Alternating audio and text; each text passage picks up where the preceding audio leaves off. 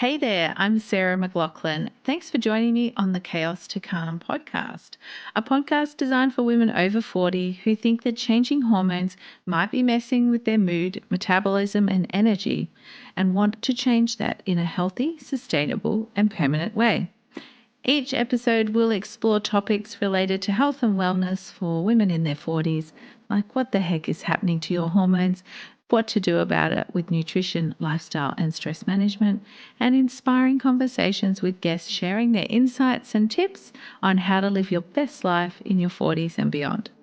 So, if you're feeling like you're in the midst of a hormonal storm and don't want perimenopause to be horrific, then join me on Chaos to Calm as I share with you how to make it to menopause without it wrecking your relationships and life. Hello and welcome to Chaos to Calm podcast. I am your host, Sarah McLaughlin. Joining me today for episode 31 is Wendy Milligan, and we're going to be talking all about lipedema. Now, if you have watched my free masterclass, you might already know Wendy's name because she is the most amazing naturopathic detective who works with me in the Chaos to Calm method, helping women over 40 master the chaos of their changing mood, metabolism, and energy that comes in perimenopause so they can feel calmer and more in control, less stressed, and more comfortable in their clothes and body again. So, without any further delay, let's dive into the topic of lipedema with Wendy. So, welcome, Wendy. Thanks again for joining us here today. Your journey has given you firsthand experience with lipedema, which is what we're here talking about today. Can you tell our listeners a bit more about what lipedema is and how it tends to appear or manifest in women? Yeah, so it's a buildup of subcutaneous adipose tissue or fat, and it mainly forms on the legs and arms. So it's a different type of fat to normal obesity fat. It feels different, it looks different. The one thing we don't know about is exactly why it happens, but it seems to happen more around those kind of hormonal challenging times in women's lives. It's mostly affecting women only. Very few men have it. Mm-hmm. But I actually have had a male client who was diagnosed with it. So it does happen in men, but it mostly affects women. Okay. And so when you said before that it feels different to, regular fat, is it harder or like what makes it different? It can be hard and it becomes fibrotic, but you can feel under the skin sort of little lumps, they can be like the size of a piece of rice or up to like a bean sort of size. Some grow even bigger, and the actual texture feels a bit different as well. I don't notice it because I've only ever had my skin, but I have a manual lymphatic drainage therapist, and she says she can tell by just the texture of the skin whether someone has lipedema, and the lumpy bits beneath.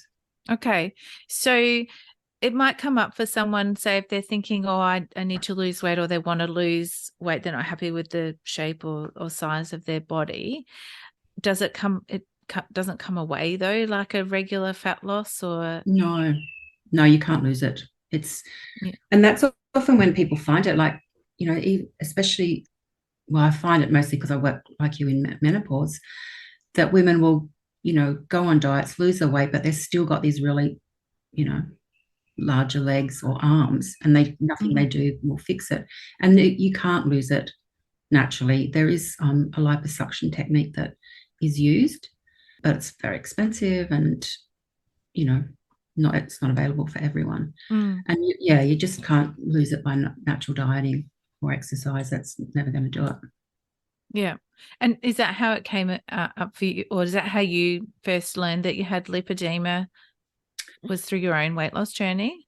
Yeah, partly, and just the pain. I was in a lot of pain in my legs, bruising, and I started seeing more lipedema clients in clinic. And when I was looking at their legs, I was thinking, oh, that's what I've got. And so then that sort of started my journey. So they were diagnosed already? Yes. Yeah. And is it something, like often for women, say, struggling with endometriosis or something like that, it can take 10 years to get diagnosed. Is lipedema like that? Does it take us a long time to get diagnosed? Yes, because a lot of GPs don't know it. They don't know what the condition is. They might mistakenly diagnose it as lymphedema, Yeah. Mm-hmm. or they just fat shame women, which is just appalling, and just tell them, oh, here's a diet pill or exercise more, eat less. Yeah. That's not going to work. Sometimes I see women come in who are eating virtually nothing, and they're going, why can't I lose this weight? Yeah. Yeah, well, we both know that eating less and moving more isn't the it's not the solution for weight loss, Exactly. especially in perimenopause and menopause, but definitely not from what you're saying with lipedema there. So sometimes it gets confused with lymphedema, which is the swelling in your lymph glands, but lipedema doesn't necessarily happen just around your lymph nodes or lymph glands, does it? Can it be anywhere on the body, or does it tend to form more in one place? Or Yeah, so lymphedema can occur in a whole limb, but it's generally not bilateral. It'll affect one limb or the other. It can affect both, but it also has a different picture in that, say, for example, like me, I have lymphedema in my arm. My whole arm swells, including my hand and fingers, not as much as the rest of my arm. And I've got slight lymphedema on one of my legs. But with lymphedema, it's bilateral, so it happens evenly, mostly evenly, on both sides.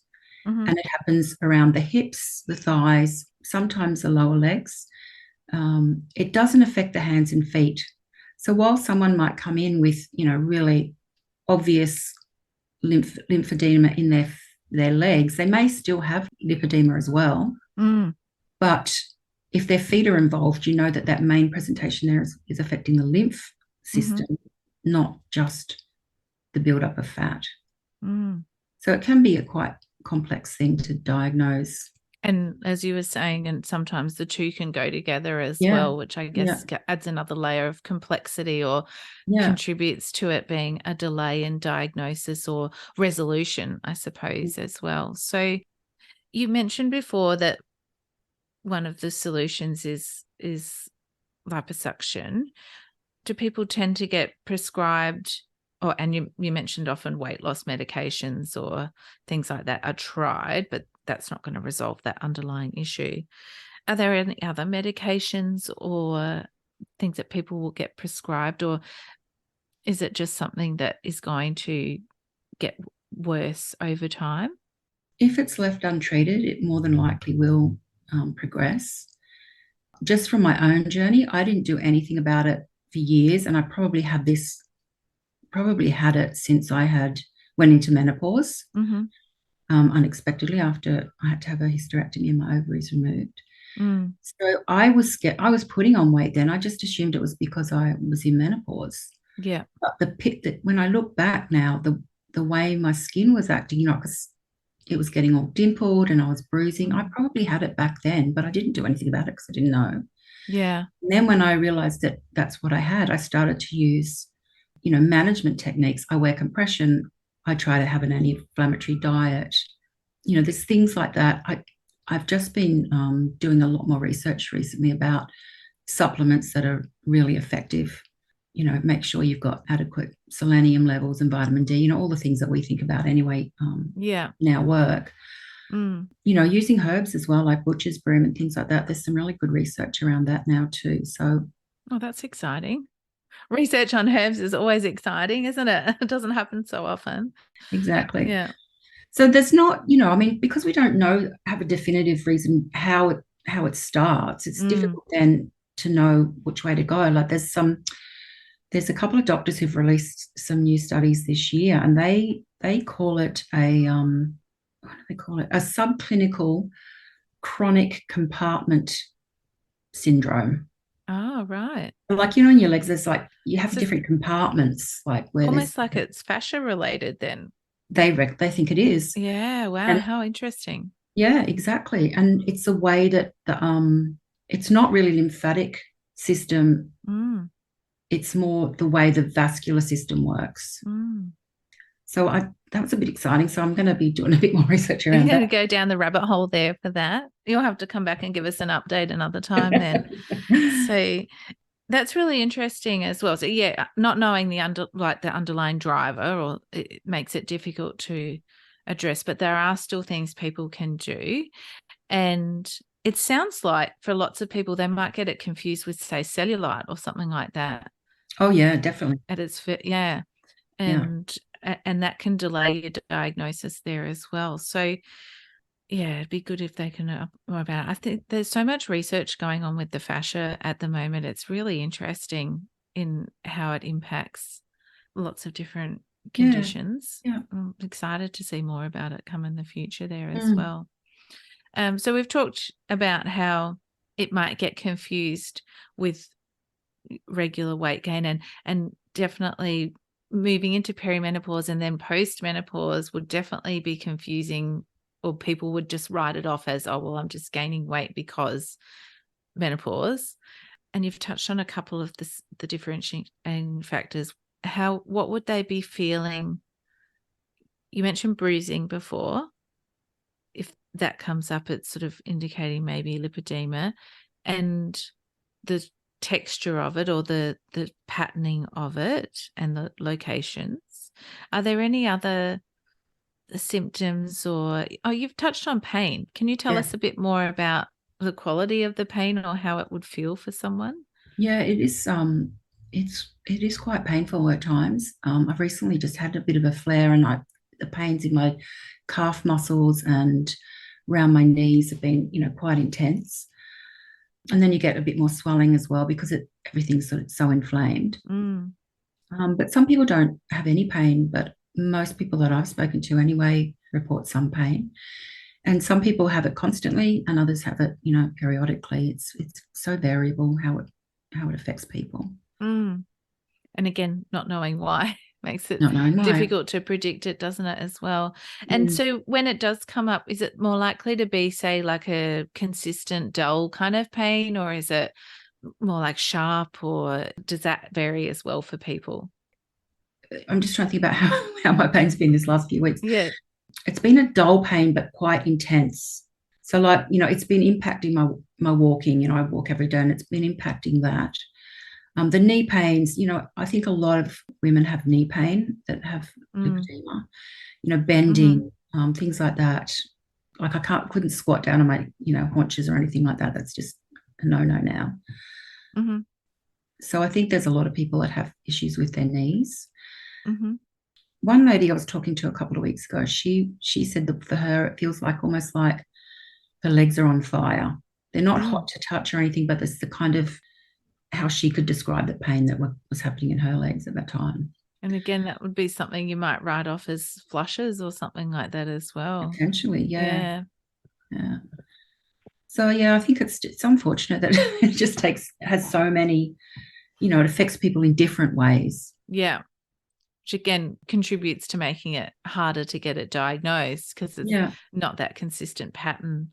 Exactly. For people. But, I just try and encourage people to try and lose as much of the, obesity fat as possible. And then you can see what was left to, to deal with. So, try compression, and that can help with the pain as well. Yeah. So staying connected with a health professional, perhaps who knows something about lipedema as well, is good. Or start the conversation with your GP. And if there's that stubborn weight, or you can't lose it, and it fits in with those patterns that you've talked about in terms of the texture and where it is on the body, and pain and bruising, they're all things to start considering. I think it's important to remind people not to self-diagnose, but to talk with a health professional about it. And you've mentioned that there is, anti-inflammatory diet has helped you, and you use your personalized nutrition plan, which is what our clients all get, because it's naturally anti-inflammatory for them as well. Yeah. You've talked about some of the things that you did in terms of nutrients and herbs, or nutrient levels. Again, they're all things that we test with our clients, but encouraging people to do that as well regularly, particularly vitamin D, which can be tricky to get Medicare subsidized, but you can always request yourself or pay for to get it updated, because we know how important it is for so many aspects of health. Is there anything else that you want to tell us about lipedema that we haven't talked about there today? We've covered quite a bit of ground there, and how tricky it can be to get diagnosed as well. I think some of the other things that people can think about is there are other associated things, like a lot of women have they're hypermobile, so EDS. Yes. Thyroid dysfunction, actually, because T3 is, it regulates the formation of new adipocytes and the formation of triglycerides, those kinds of things. So, right. We've got to make sure that the thyroid's functioning properly, which is, often can see issues in perimenopausal women anyway. Mm-hmm. To make sure that we keep supporting the thyroid gland as well. So they might have a low T3. T3. Yeah. Yeah. Okay. Yeah. And higher triglycerides. Yes. Yeah. And the other thing is, like, there's a condition called Durkheim's disease, which not a lot because it's a rare condition, but, things like lipomas, those kinds of, build up of fatty tumors, they're quite common in women with lipedema as well. So they're just a couple of other things that you can, other things that might put you on that diagnosis path, more quickly. A lot of them also have holes in their heart. So if you're going to have the liposuction done, they'll always check for that. Okay. It's really interesting. Hopefully sometime soon there'll be research that puts it all together, of why those things are connected in the way that they are, or what genetically predisposes you to forming lipedema there as well. And that gives us opportunity for something to do, something else to do about it there as well. Yeah, that's really useful. Thank you so much, Wendy, for sharing your knowledge and time with us today.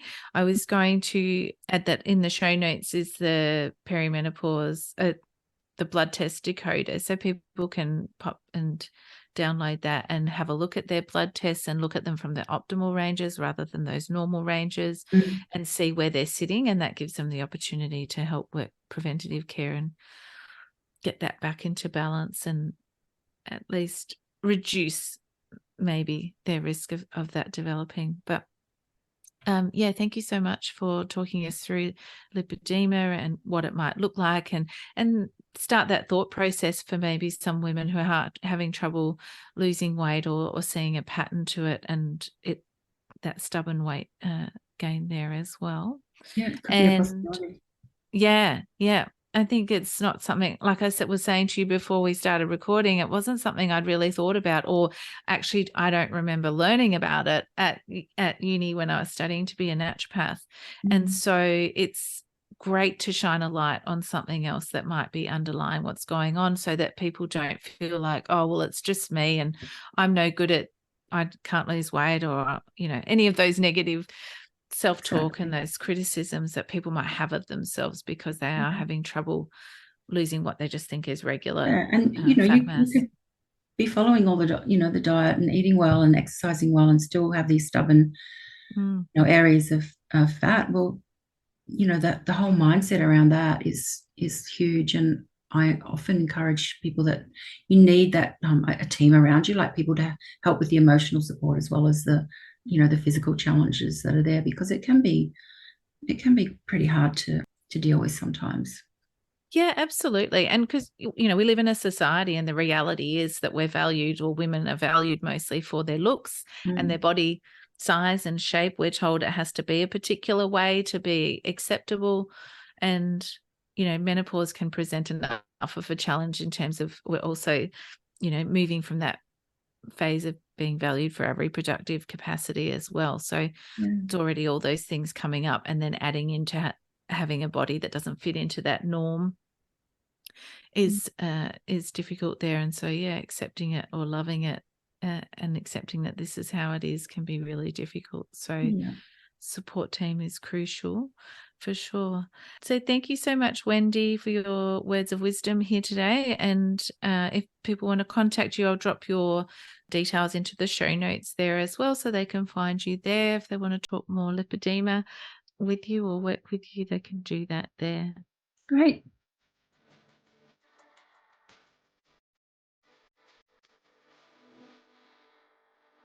It's really common for women over 40 to experience the chaos of changing hormones, mood, metabolism, and energy. But I hope you know now that common doesn't have to equal normal for you or them. You can help others understand they aren't alone in feeling this way and that perimenopause doesn't have to be horrific by subscribing, leaving a review, and sharing this podcast with other women in their 40s and beyond. Thanks so much for listening and sharing your time with me today in this Chaos to Calm conversation.